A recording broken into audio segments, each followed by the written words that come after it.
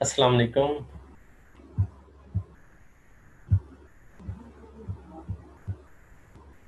सब लोग सुन रहे हैं? अगर आवाज़ आ रही है तो एक दफ़ा ना टेक्स्ट कर दें। साइड पे एक चैट का ऑप्शन आ रहा होगा, वहाँ से रिप्लाई कर दें।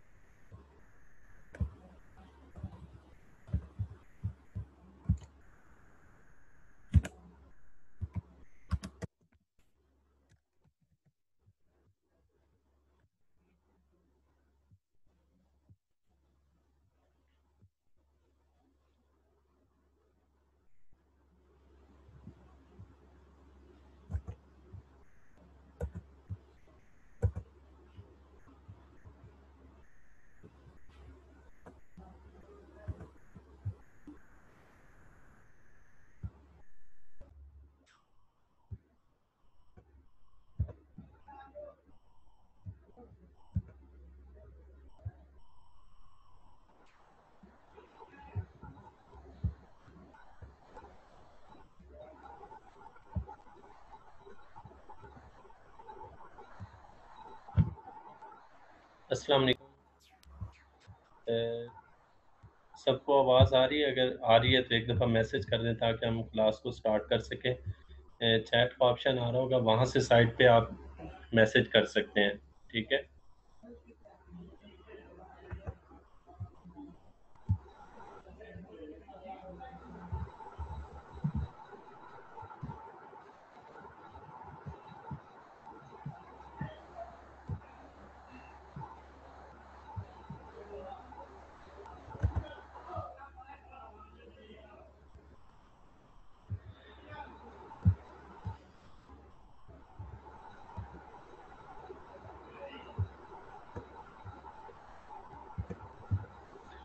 बिस्मिल्लाहिर्रहमानिर्रहीम, स्टार्ट करते हैं। तो ये जो है ना 40 मिनट्स की क्लास होगी। अगर कोई आपको कोई प्रॉब्लम हो या इस तरह से, तो आप जो है ना वो प्रोवाइड मैसेज कर सकते हैं। रिकॉर्डिंग इंशाल्लाह आपको ये बाद में मिल जाएगी। ये रिकॉर्डिंग हो रही है, ये आपको नज़र आ रहा होगा, यू आर स्क्रीन शेयरिंग, और साथ में ये रिकॉर्डिंग का ऑप्शन लगा हुआ है, ये रिकॉर्ड हो रही है। और अगर ड्यूरिंग लेक्चर या कोई इस तरह से कोई आपको प्रॉब्लम हो तो आप ना काइंडली जो है ना वो मैसेज कर दीजिएगा कि सर ये यहाँ पर प्रॉब्लम है या इस तरह से। तो फिर उसी के मुताबिक मैं आपको क्वेश्चन के आंसर करता जाऊंगा। तो अभी हम इंशाल्लाह स्टार्ट करते हैं कि बेसिकली फ्रीलांसिंग क्या है, और फ्रीलांसिंग कब स्टार्ट करनी चाहिए, फ्रीलांसिंग के नुकसान क्या हैं, फ़ायदे क्या हैं। ये हम कुछ इंशाल्लाह ब्रीफ जो है ना वो इंट्रोडक्शन देंगे। सबसे पहले मैं अपना इंट्रोडक्शन करवा देता हूँ। I am Mustansar Riyaz, freelancing and web designer trainer, और 2013 से मैं इस फील्ड में हूँ। फ्रीलांसिंग के ऊपर काम कर रहा हूँ, फ्रीलांसिंग और वेब डिज़ाइनिंग के ऊपर काम कर रहा हूँ। 2014 में मैंने बाकायदा तौर पे इसके वेब डेवलपमेंट का आगाज़ किया था। और ये जो आपको हाइपर स्टार का जो नेम चेंज हुआ है, तो ये स्पेन की कंपनी थी, उनकी मैंने वेबसाइट बनाई थी। तो उसके बाद फिर जो है ना वो काफ़ी ज़्यादा मुझे इसके अंदर एक बेनिफिट नज़र आया कि फ्रीलांसिंग और वेब डिज़ाइनिंग के अंदर काफ़ी ज़्यादा इसके अंदर मतलब कि एक है, एज है, मिल सकता है। अगर हम इसको एक कंटिन्यू लेकर चलें तो इसका हमें काफ़ी ज़्यादा बेनिफिट मिल सकता है। तो इसके लिए फिर मैंने फ्रीलांसिंग स्टार्ट की। ठीक है? तो देन उसके बाद फिर आगे इसको पहले ट्रेनिंग के तौर पर स्टार्ट की। फिर 2016 के अंदर ए टेक्सोल के नाम से बाकायदा तौर पे हमने स्टार्ट किया, और ये अल्हम्दुलिल्लाह गवर्नमेंट से रजिस्टर्ड भी है। और इंडिया का जो उत्तर प्रदेश सूबा है, उसका जो गवर्नमेंट का काम है वो भी हमने किया हुआ है। मतलब कि अल्हम्दुलिल्लाह काफ़ी हद तक जो है ना इसको आगे लेकर चले, और काफ़ी ज़्यादा जो है ना इसके अंदर हमें कामयाबियाँ मिली। तो इंशाल्लाह आप लोग भी इससे काफ़ी ज़्यादा बेनिफिट हासिल करेंगे। ये अभी 10 बैच है और इसके अंदर मैं आप सबको बहुत बहुत ज़्यादा वेलकम कहता हूँ और इंशाल्लाह अगर अल्लाह ने चाहा तो ये जब 14 डेज़ की फ्रीलांसिंग की क्लास एंड होगी तो आप कुछ ना कुछ अर्न करने के काबिल हो जाएंगे इंशाल्लाह। और अभी हमारा पिछले दिनों का 7 डेज़ का था तो उसमें काफ़ी ज़्यादा लोगों का मैसेज आया कि जो है ना वो अभी हम इस हद तक पहुंच चुके हैं, ये है ये। उसमें एक दो कुछ पार्टिसिपेंट हैं वो अगेन अभी जो है ना उन्होंने पार्टिसिपेट किया थे, तो काफ़ी ज़्यादा वो भी अच्छा रहा और काफ़ी ज़्यादा लोगों ने अर्न भी किया। तो अल्हम्दुलिल्लाह ये एक हमारा सिलसिला जो है ना ये चलता रहता है और इसी तरह से आगे कंटिन्यू रहेगा। अच्छा, सबसे पहले हम स्टार्ट करते हैं कि फ्रीलांसिंग बेसिकली होती क्या है। Freelancing is a work as self employed person professional. जब भी आप कोई एक काम विदाउट एनी फॉर्मल एग्रीमेंट करते हैं तो उसे हम फ्रीलांसिंग बोलते हैं। लाइक अगर एक लेट्स सपोज के किसी ने आपको कहा कि मुझे आप ये काम करके दे दें, मैं आपको परमानेंट हायर नहीं करता, मैं आपको जस्ट 10 डेज़ के लिए, 20 डेज़ के लिए, इवन के 1 आवर के लिए मैं आपको हायर कर लेता हूँ और मैं आपको 1 आवर के पैसे आपको दे दूँगा। तो इसको हम बोलते हैं फ्रीलांसिंग। अब फ्रीलांसिंग के अंदर जो टर्म बोली जाती है वो ये है कि ये ऑनलाइन अर्निंग है। बेसिकली ये ऑनलाइन अर्निंग नहीं है। ऑनलाइन अर्निंग के साथ अगर आप ऑफलाइन भी किसी का काम करते हैं टेम्परेरी तौर पर, तो उसे भी हम फ्रीलांसिंग बोलते हैं। ठीक हो गया? अच्छा, अब इसके अंदर जो एक और जो इम्पोर्टेंट चीज़ है, वो ये है कि अगर हम इसे फुल टाइम अडॉप्ट करना चाहें या पार्ट टाइम अडॉप्ट करना चाहें तो इसके हमें क्या बेनिफिट मिल सकते हैं या इस तरह से क्या इसके नुकसान आते हैं, क्या इसके फ़ायदे हैं। और पाकिस्तान अभी अगर हम इस ग्लोबली लेवल पर देखें तो फ्रीलांसिंग को किस हद तक एप्रिशिएट किया जाता है। तो इसके लिए मैं 2-3 आपके सामने कुछ स्टैटिस्टिक्स रखता हूँ। वो ये हैं कि अभी जो हमारे पास करंटली जो सिचुएशन है, पाकिस्तान नंबर 3rd पे है फ्रीलांसिंग के लिहाज से और पाकिस्तान ने इसके ज़रिए 0.5 बिलियन डॉलर 0.5 बिलियन डॉलर जो है ना वो इसने पाकिस्तान ने अर्न किया है किसके ज़रिए? फ्रीलांसिंग के ज़रिए। और अब अगर आप फ्रीलांसिंग करते हैं तो फ्रीलांसिंग का जो एक्सपीरियंस है वो बाकायदा तौर पे गवर्नमेंट लेवल पे उसको एक्सेप्ट किया जाता है। सही हो गया? इट मीन कि फ्रीलांसिंग जस्ट जो है ना वो ऑनलाइन अर्निंग नहीं है बल्कि ये एक ऑफलाइन भी अगर आप काम करते हैं तो वो भी है और इसको गवर्नमेंट लेवल पे भी अप्रिशिएट किया जाता है। सिर्फ अभी जो हम जिसको सुपर पावर समझते हैं और समझते हैं कि सबसे एजुकेटेड लोग अमेरिका के अंदर रहते हैं, तो अमेरिका के अंदर 28 मिलियन यानी 28 मिलियन लोगों ने फ्रीलांसिंग की थी ये लास्ट टाइम। और एक वेबसाइट है पेयोनीर, पेयोनीर की एक रिपोर्ट के मुताबिक इंडिया के अंदर हर 5 में से एक खातून, हर 5th औरत जो है ना वो हर 5th फीमेल काम करती हैं फ्रीलांसिंग का। ठीक है?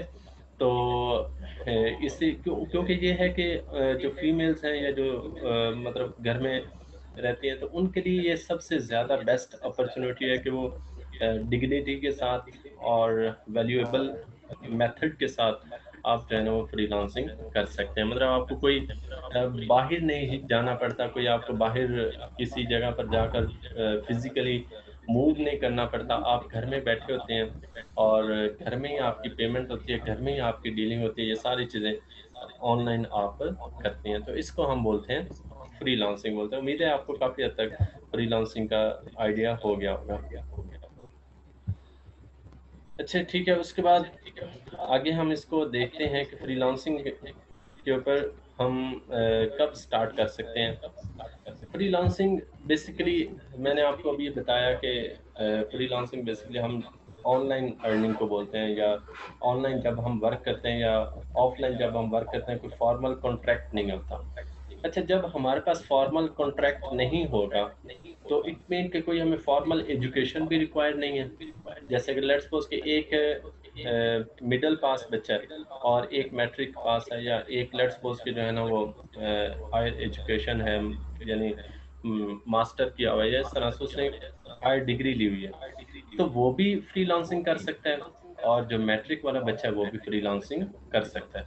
इट मीन कि आप अगर किसी भी लेवल पे हैं, इवन कि आप अंडर मैट्रिक हैं, मैट्रिकुलेशन है या बैचलर है या मास्टर है, जो भी है, जिस लेवल पे हैं, आप जो है ना वो क्या करें, फ्रीलांसिंग को स्टार्ट कर सकते हैं विदाउट एनी हेजिटेशन। ठीक हो गया? अच्छा, उसके बाद आगे हमारे पास है कि फ्रीलांसिंग के लिए हमारे पास क्या-क्या चीज़ें ज़रूरी हैं। अगर हम फ्रीलांसिंग करना चाहते हैं तो उसके लिए हमारे पास क्या-क्या चीज़ें ज़रूरी है। तो सबसे पहले हमारे पास ये है कि जब आपको लगे कि मैं किसी प्रोजेक्ट को अकेला हैंडल कर सकता हूँ, तो तब आप फ्रीलांसिंग स्टार्ट कर दें। फिर स्किल सेट आपके पास होनी चाहिए। स्किल अभी आपके पास नहीं होगी, ज़ाहिर-सी बात है। कम्युनिकेशन स्किल्स नहीं होंगी आपके पास, अभी आपको पता नहीं होगा कि ऑनलाइन क्लाइंट कैसे लिए जाते हैं, किस तरह से काम किया जाता है, तो वो हम सारा कुछ इंशाल्लाह आपको सिखा देंगे। ठीक हो गया? अच्छा, उसके बाद पोर्टफोलियो कैसे बनाना है वो भी इंशाल्लाह मैं आपको सिखाऊँगा, ठीक है? और उसके अलावा पोटेंशियल क्लाइंट्स को कैसे फाइंड आउट किया जाता है वो भी इंशाल्लाह आपको सिखा देंगे। उम्मीद कि ये 3-4 चीज़ें जो है ना वो नेसेसरी हैं फ्रीलांसिंग के लिए, तो ये सब चीज़ें आपको इंशाल्लाह साथ में सिखा देंगे। ठीक हो गया? यहाँ तक अगर कोई कन्फ्यूजन है तो यहाँ पर अगर कोई आपको कन्फ्यूजन है तो आप काइंडली क्वेश्चन कर सकते हैं। ये बेसिकली फ्रीलांसिंग का आइडिया है, ठीक है?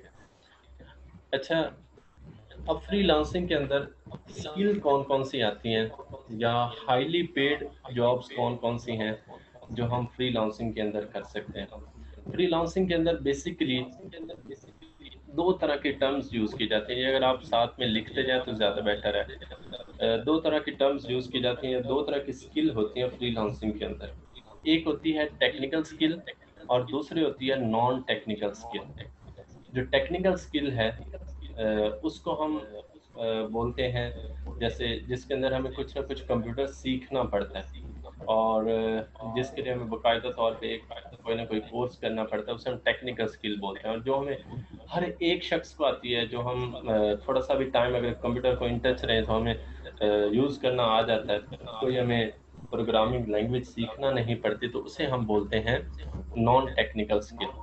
अब जैसे लाइक मैं आपको एक एग्ज़ाम्पल देता हूँ कि अगर आप बात करें टाइपिंग की, तो अब एक क्लास 7 का जो बच्चा है वो भी टाइपिंग करना जानता है। इसी तरह से अगर आप डाटा एंट्री की बात करें, तो वो भी हम ईज़िली कर सकते हैं, मतलब उसके अंदर कोई हमें प्रोग्रामिंग की ज़रूरत नहीं पड़ती।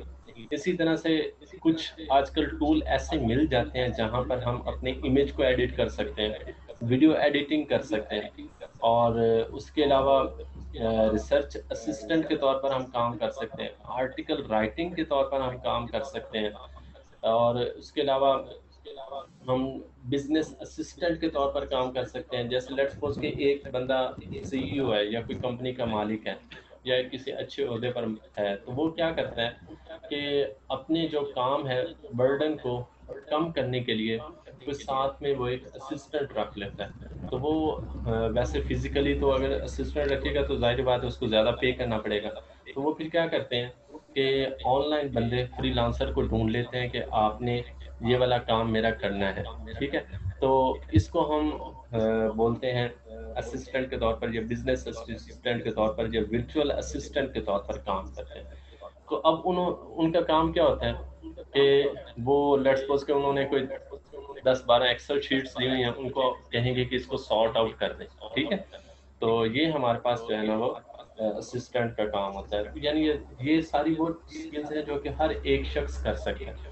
मैं आपको आगे सारा इनके ऊपर ब्रीफ इंट्रोडक्शन दूँगा कि कैसे हम काम करेंगे। मोस्टली जो मैं डिस्कशन करूँगा वो नॉन टेक्निकल चीज़ों की डिस्कशन करूँगा ताकि जो लोग मतलब कि फ्रीलांसिंग या इस तरह से टेक्निकल चीज़ों का भी आइडिया नहीं है, जैसे वेब डेवलपमेंट हो गया या इसी तरह से मोबाइल ऐप डेवलपमेंट हो गया या सॉफ्टवेयर डेवलपमेंट हो गया, मतलब ये चीज़ें टेक्निकल में आती हैं। तो अगर कोई शख्स टेक्निकल बंदा नहीं है, तो नॉन टेक्निकल बंदा भी ईज़िली कर सकता है। तो मैं जो आगे हम अकाउंट क्रिएट करेंगे या जो आगे गिग क्रिएट करेंगे या जो क्लाइंट ढूँढेंगे ना, वो हम अपनी फ़ील्ड के जो नॉन टेक्निकल है ना, उसको ढूँढेंगे, ताकि ज़्यादा लोग इसके अंदर बेनिफिट हासिल कर सकें। ठीक हो गया?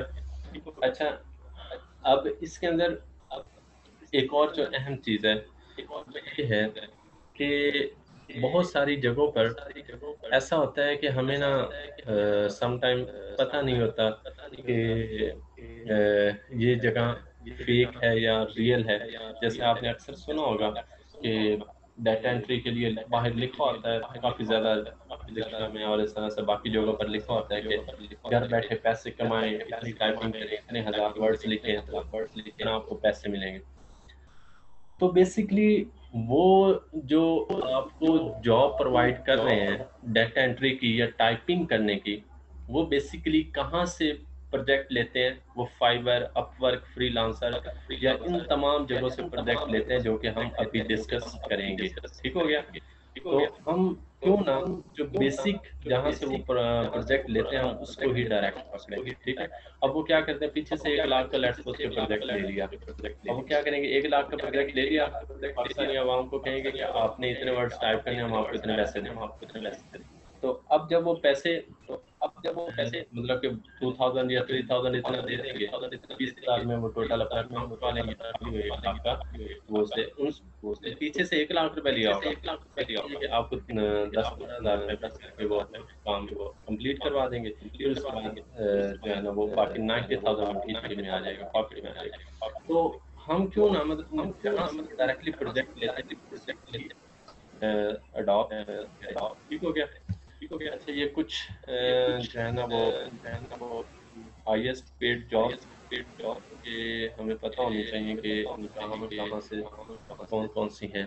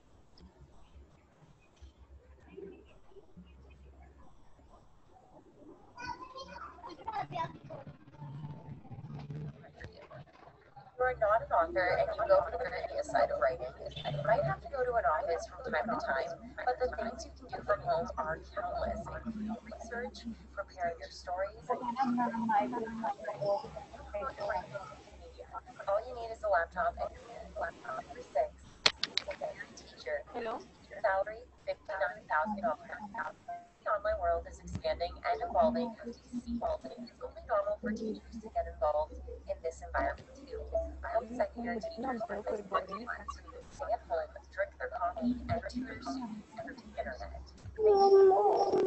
ये बोल ही नहीं रही, म्यूट किया हुआ मैंने।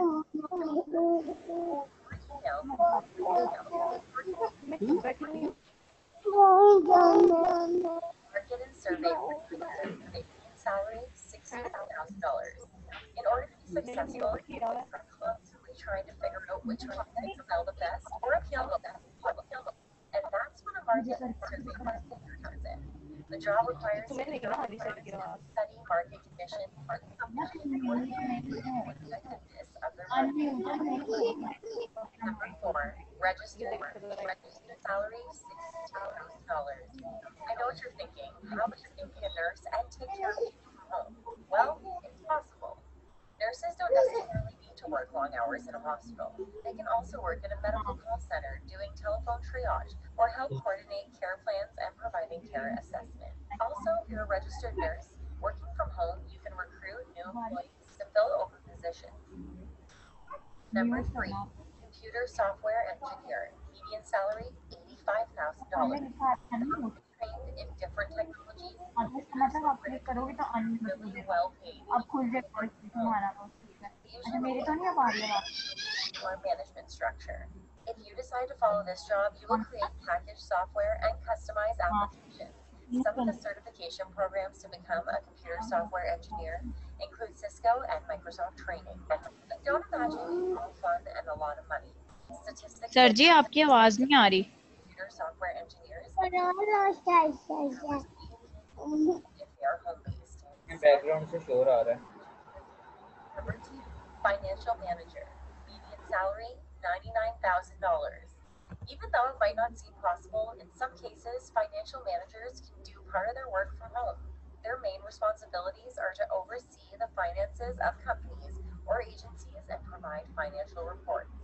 If you want to pursue this job, you need to know that in order to complete all of the financial analysis, you must be time efficient, even if you decide to do all the work from home. Financial managers usually have a degree in finance, economics, business administration, or accounting. Number one, physician and radiologist. Median salary $186,000. Again, probably recognizing as nursing, being either a physician or a radiologist. Working from home will require file requirements such as completing peer reviews, writing reports, or कर दिया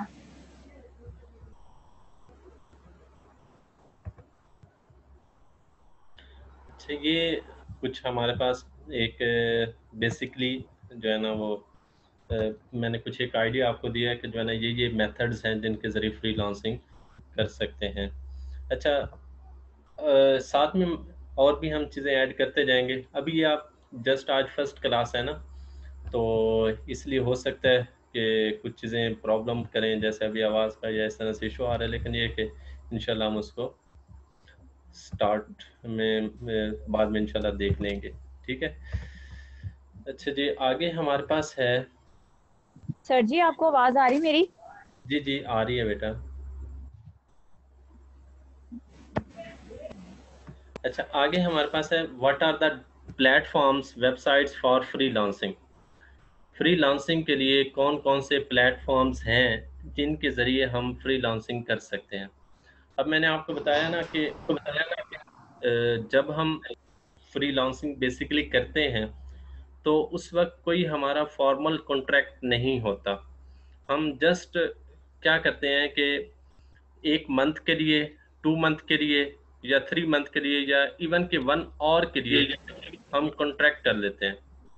तो जब हम contract कर लेते हैं तो उसके बाद वो हमारा जो चीज़ें हैं वो हमारे पास क्या हो जाती हैं, ऐड हो जाती हैं, या वो हमें एक अपनी रिक्वायरमेंट सेंड कर देते हैं कि हमें इसके मुताबिक काम चाहिए। तो अब वो कौन-सी ऐसी जगह है जहाँ से हम क्लाइंट को ढूँढ सकते हैं? अगर वो लेट्स सपोज़ कि मैं अब इधर बैठा हूँ लाहौर में या इस तरह से, तो मुझे तो नहीं जानते ना अमेरिका वाले, ऑस्ट्रेलिया वाले या यूरोपियन कंट्रीज़ वाले या इस तरह से। उनको क्या पता मुस्तनसर साहब कौन है, यहाँ पर चाहे बेशक जितने बड़े ट्रेनर हैं, लेकिन ये है कि वो मुझे नहीं जानते। तो इन चीज़ों को हम कैसे नॉमिनेट करेंगे कि मैं लेट्स सपोज़ कि जो है ना वो इस तरह से ट्रेनर हूँ या इतनी मेरे अंदर एबिलिटी है। तो इसके लिए कुछ प्लेटफॉर्म्स दिए जाते हैं जिनके ज़रिए हम क्या कर सकते हैं, अपने आप को नॉमिनेट कर सकते हैं। तो वो कौन से प्लेटफॉर्म्स हैं? ये freelancer.com है, freelancer.co.uk, odesk.com, elance.com, 99designs.com, peopleperhour.com, fiverr.com। ये इस तरह से ये काफ़ी ज़्यादा हैं, लेकिन हम जो मोस्टली काम करेंगे वो किसके ऊपर काम करेंगे? fiverr.com के ऊपर काम करेंगे, freelancer.com के ऊपर काम करेंगे, एक guru.com के ऊपर काम करेंगे, और एक न्यू वेबसाइट है जो कि ओडेस्क और ईलांस दोनों को मिलाकर बनाई गई थी, उसका नाम है अपवर्क। ठीक है, तो हम अपवर्क के ऊपर इंशाल्लाह काम करेंगे। ये आप लोग 4 जो है ना वो नोट डाउन कर लें, और जब नोट डाउन कर लें तो आप लोग क्वेश्चन या इस तरह से कोई भी और चीज़ें आप मुझे बता दीजिएगा। ठीक है, इतनी देर में आप लोग नोट डाउन कर लें, और अगर कोई क्वेश्चन है या कोई प्रॉब्लम हो तो आप पूछ सकते हैं। ठीक है, फिर हम आगे चलते हैं।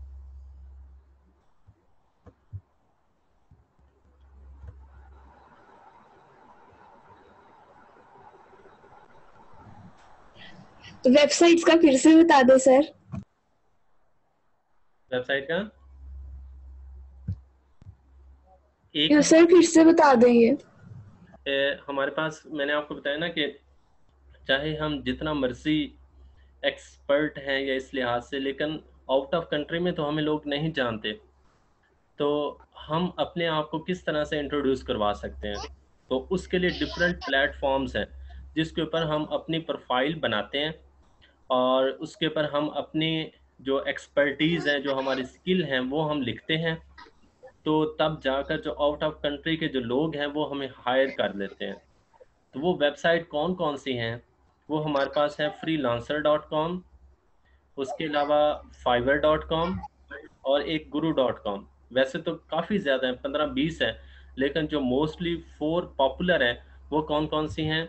एक हमारे पास है fiverr, एक freelancer.com है, और एक हमारे पास है fiverr.com, और एक हमारे पास है guru.com, और एक इन दोनों को मिलाकर एक नई वेबसाइट बनाई गई थी जिसका नाम है अपवर्क, UPWORK, upwork.com। ठीक है, इसके ऊपर हम अपनी प्रोफाइल्स बनाएंगे, और इसी के ऊपर ही हम अपने जो क्लाइंट्स हैं उनको ढूंढेंगे, और इसी के ऊपर ही हमारी जो पेमेंट है वो भी ट्रांसफ़र हुआ करेगी, यानी ऑनलाइन इसी तरह से ट्रांसफ़र हुआ करेगी। ठीक हो गया?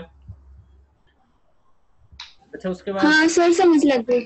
हाँ जी, उसके बाद आगे हमारे पास है कि कौन कौन से ऐसे मेथड्स हैं जिनके ज़रिए हम अपनी जो पेमेंट है वो ट्रांसफ़र कर सकते हैं। अब देखें, जैसे लेट्स सपोज कि एक हमारी अमेरिका के बंदे के साथ डील हो गई है।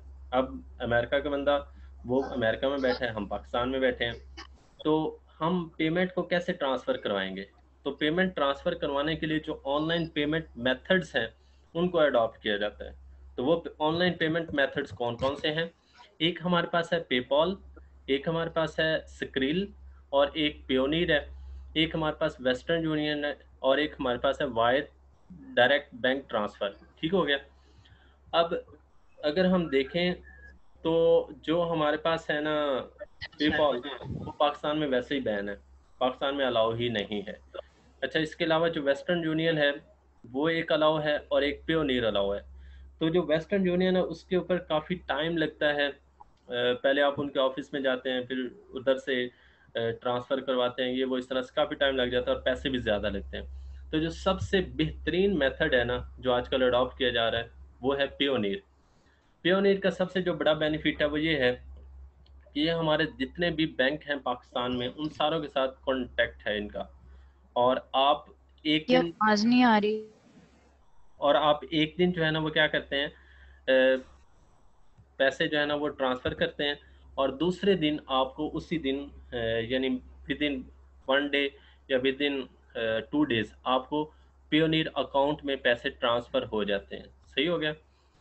तो इसके लिए $3 ट्रांज़ैक्शन फ़ीस होती है। जैसे लेट्स सपोज़ कि आपने $100 कमाए हैं, और $100 आप सेंड करना चाहते हैं अपने पेयोनीर अकाउंट के अंदर।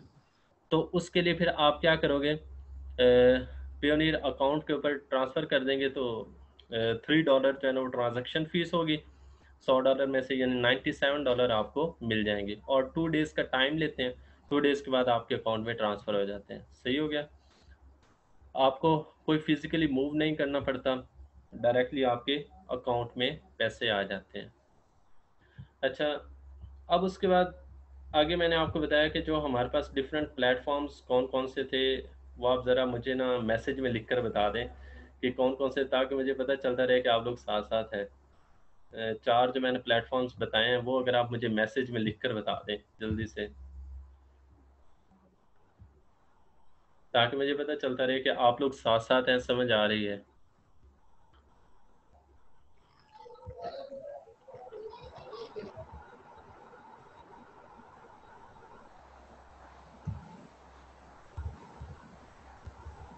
जी, इरफान साहब फ्रीलांसर, फाइवर, गुरु और एक साथ में है अपवर्क। मुजाहिद फ्रीलांसर के साथ Guru dot com, Upwork dot com, Fiverr भी है।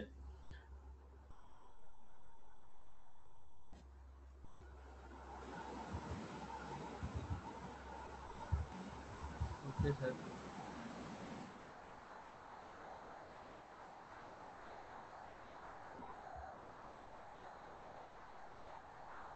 ठीक है, ठीक है। चलें, चलें, काफ़ी हद तक क्लियर हो गया, ठीक है।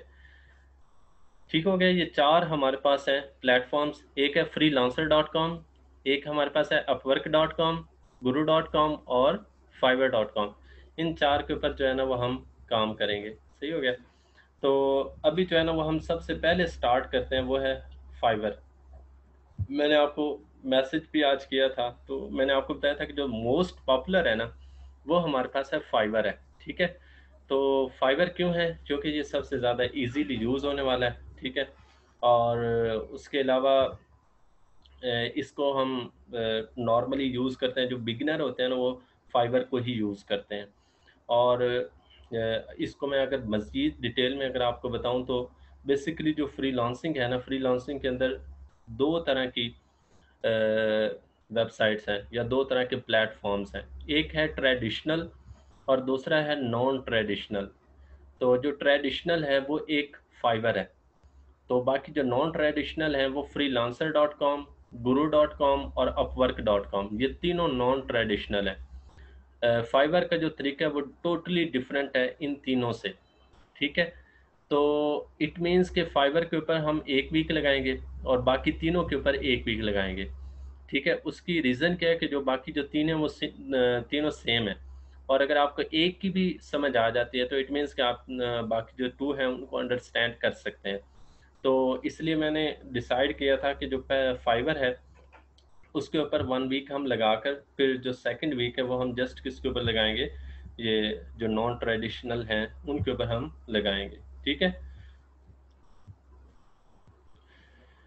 अच्छा, तो फाइवर और बाकी जो नॉन ट्रेडिशनल वेबसाइट्स हैं उनके अंदर बेसिकली डिफरेंस क्या है, थोड़ा सा समझ लेते हैं।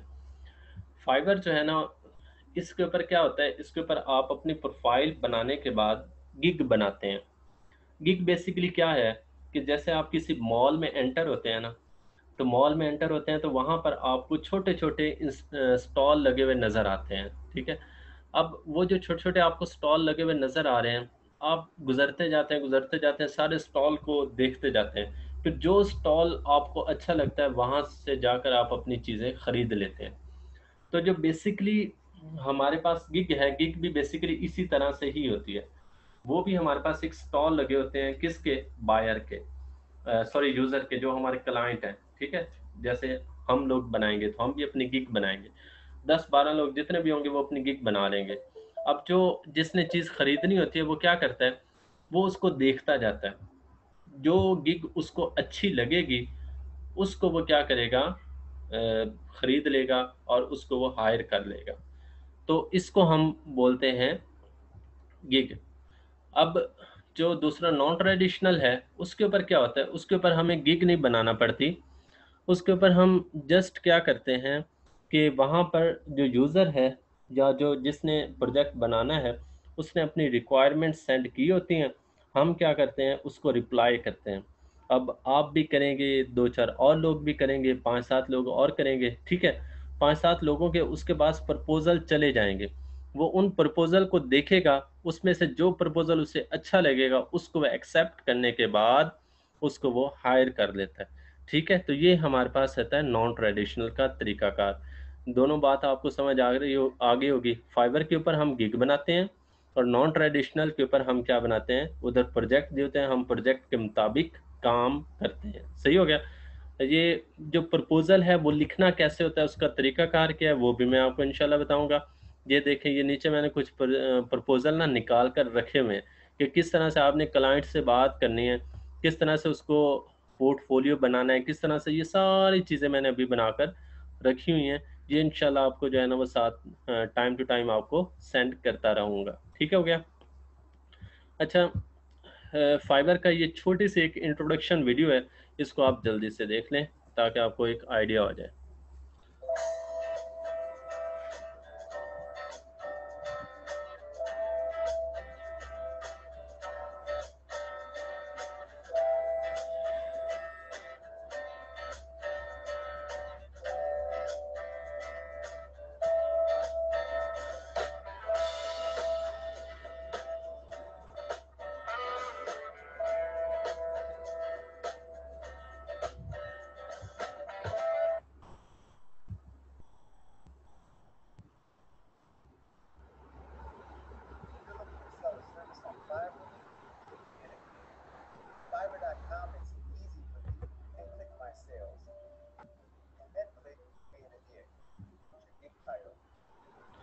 ये देख लें, ये गिग बनी हुई है। ठीक है, ये आपको दिखा रहे हैं कि गिग कैसे बनाते हैं। ये इंशाल्लाह अभी हम आगे जाकर करेंगे। अभी आपको बेसिकली बता रहा हूँ कि गिग होती क्या है।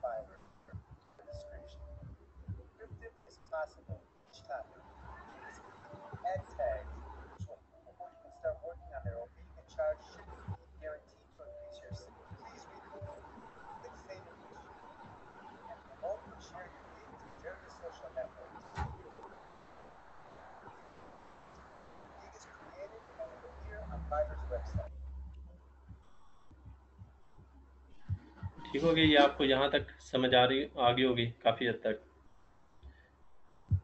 अच्छा, उसके अलावा आपको एक मैं वेबसाइट से भी दिखा देता हूँ।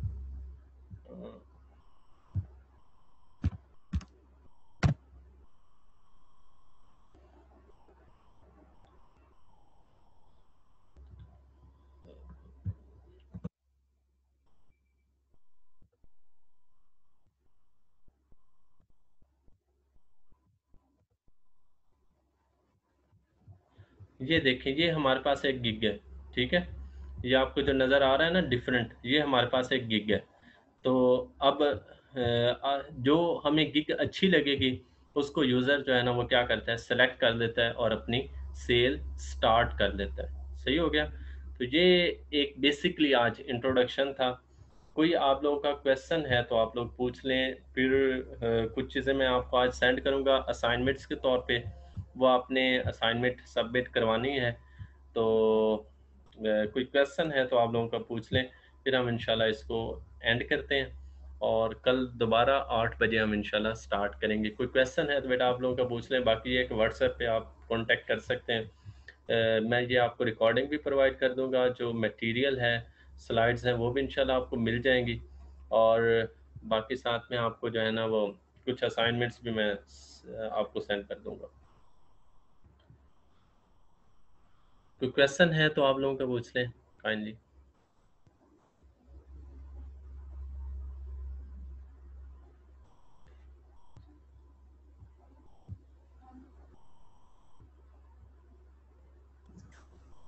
सर ट्रेडिशनल बेटर होता है कि नॉन ट्रेडिशनल, कौन सा बेटर होता है? दोनों ही बेटर हैं, इसलिए तो मैंने आपको बताया ना कि दोनों